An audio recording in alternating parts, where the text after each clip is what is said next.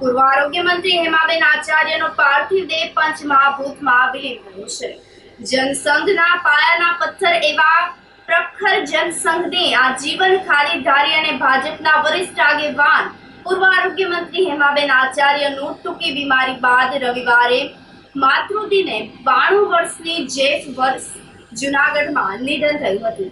તો આસ્થા apartment Jalaram society ખાતેના નિવાસસ્થાન પર તેમના પાર્થિવ દેહને અંતિમ દર્શન માટે રાખવામાં આવ્યો હતો અને ત્યારબાદ નીકળેલી અંતિમ યાત્રામાં લોકો મોટી સંખ્યામાં જોડાયા હતા। હેમાબેનનો જન્મ તારીખ 19/8/1933ના સુરેન્દ્રનગર જિલ્લાના હળવદ મુકામે થયો હતો।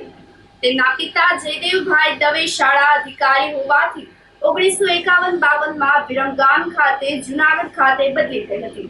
તો 1957માં સૂર્યકાંતભાઈ આચાર્ય સાથે હેમાબેનના લગ્ન થયા હતા। 1958માં જૂનાગઢ નગરપાલિકાની ચૂંટણી આયોજિત કરવામાં આવી હતી, જેમાં જનસંઘના દીપક નિશાન પર હેમાબેન આચાર્ય સહિતના 6 સભ્યો ચૂંટાયા હતા। 1958થી 1972 સુધી ગુજરાત જનસંઘની વર્કિંગ કમિટીના સભ્ય રહ્યા હતા। 1959માં શાળા સમિતિ રેડ ક્રોસ કમિટીના ચેરપર્સન તરીકે ફરજ બજાવી હતી। તો 1967માં ફરીથી નગરપાલિકાની ચૂંટણીમાં 25માંથી કુલ 17 સભ્યો ચૂંટાયા હતા।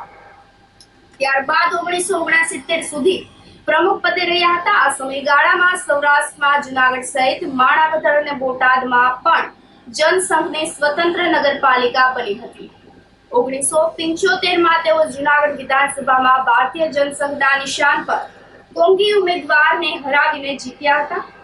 આમ જૂનાગઢ ધારાસભા પર આ પ્રથમ વિજય જનસંઘનો હતો।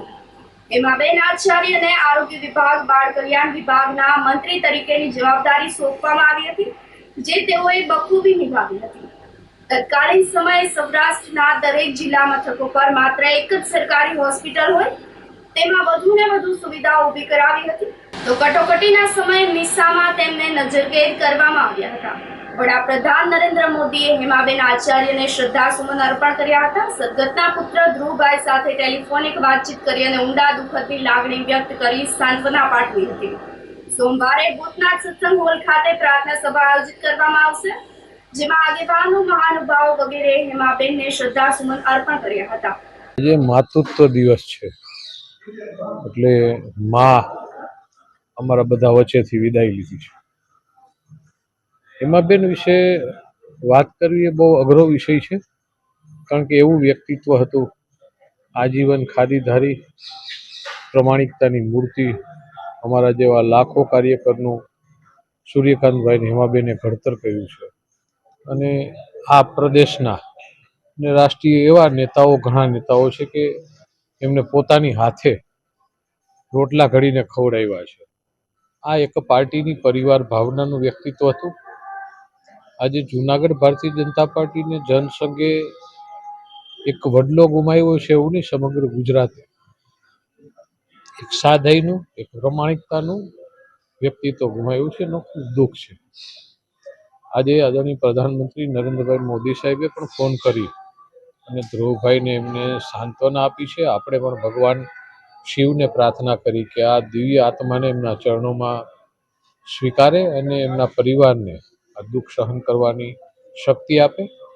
આવું વ્યક્તિત્વ ખૂબ ઓછું હોય છે અને મળતું પણ નથી, એટલે આજે ભારતીય જનતા પાર્ટી અને જનસંઘે એક વડલો ગુમાવ્યો એમ દુઃખ છે। આપણે પ્રભુને પ્રાર્થના કરી કે એમના પરિવારને આ દુઃખ સહન કરવાની શક્તિ આપે અને આ દિવ્ય આત્માને એમના ચરણોમાં સ્વીકારે।